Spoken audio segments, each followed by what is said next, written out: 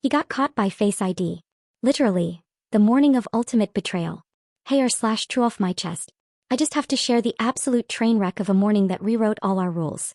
I never imagined technology could serve as the catalyst to my life's ultimate epiphany. And trust me, it's a wild ride. Grab your coffee, settle in, and prepare for an absurd tale of betrayal, twisted dialogues, and a dash of domestic absurdity. I always considered myself an ordinary wife living a pretty normal married life. Until that fateful morning that started with his snoozing face. It was a humid Tuesday, the kind where you're too tired to care about anything except that the air conditioner is doing its best imitation of a glacier. I crept into the kitchen, determined to prepare his favorite breakfast, scrambled eggs with avocado toast, because why not add some healthy contradictions into our soon-to-be chaotic day? When I passed by our bedroom, I couldn't help but notice my husband, Mark, sprawled out on the bed as he always did on his Sunday mornings, even if it wasn't Sunday. His face, though more relaxed than usual, looked far too peaceful for the commotion inside our home. The phone, resting innocently on the bedside table, was unlocked thanks to his careless habit, or so he assumed, of not changing his default settings. Yes, he still believed that Face ID was his fault and his fault was not his fault after all. Curiosity and that little pinch of righteous indignation pushed me forward. I gingerly lifted his phone, and as fate would have it, his thumbprint was all that was needed, like some cosmic joke, to log me into his digital secrets. What I found inside shook me more than any slap in the face ever could. It was as though every betrayal was there, illuminated, complete with timestamps and embarrassing details I never thought possible. I scrolled through hours of secret messages, blurry photos of clandestine dates, and a dubious list of aliases that he apparently used on a dating app. I wasn't just reading, I was witnessing the ultimate expose of a man who believed he could have his cake and eat it too. I began to screenshot everything, each incriminating piece of digital history, and even airdropped them to a folder on my laptop. I was meticulous. I saved each snippet like a collector of literary treachery. By then, the sizzling sound of bacon in the pan had brought me back to the present moment. I decided that he was oblivious to the life we were about to witness unravel at his feet.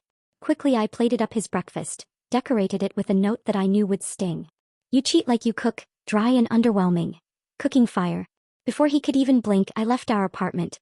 I walked out with my head held high, my phone loaded with evidence, and my heart determined to reclaim the reins of my life. Every step away from that apartment felt like stepping into my own narrative of liberation. A heroine in her own ridiculous epic. The conversation later that day when he called was nothing short of surreal. In a mixture of panic, denial, and the faint echo of betrayal, Mark stammered into the phone. "Lisa, what the hell did you do?" This isn't what it looks like." I couldn't help but let out a wry chuckle as I replied coolly, every word laced with that bitter mix of irony and heartbreak. "Oh really? Because it looks like I just uncovered an entire biography of your secret life. And honey, your biography reads like a tragicomedy.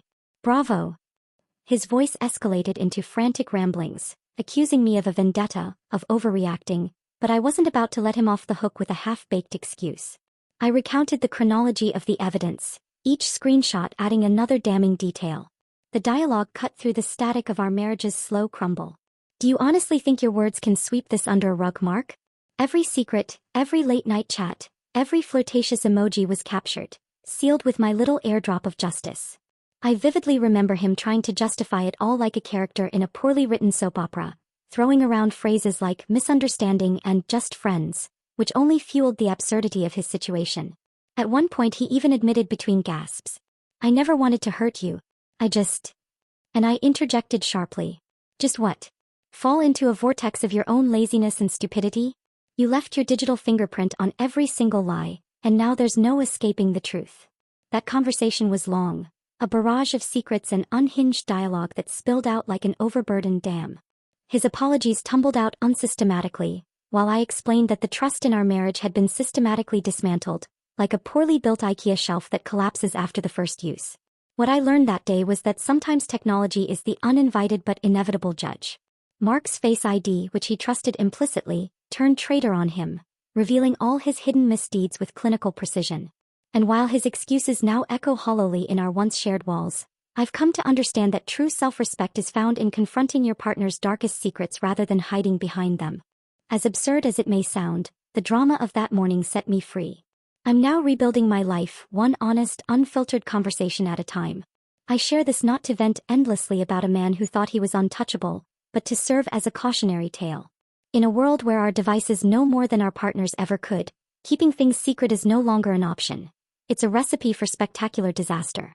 To anyone out there in a similar situation, always update your security settings and never underestimate the power of a simple piece of technology. And to Mark, may you someday figure out that trust, once shattered, is a puzzle that cannot be simply put back together by excuses.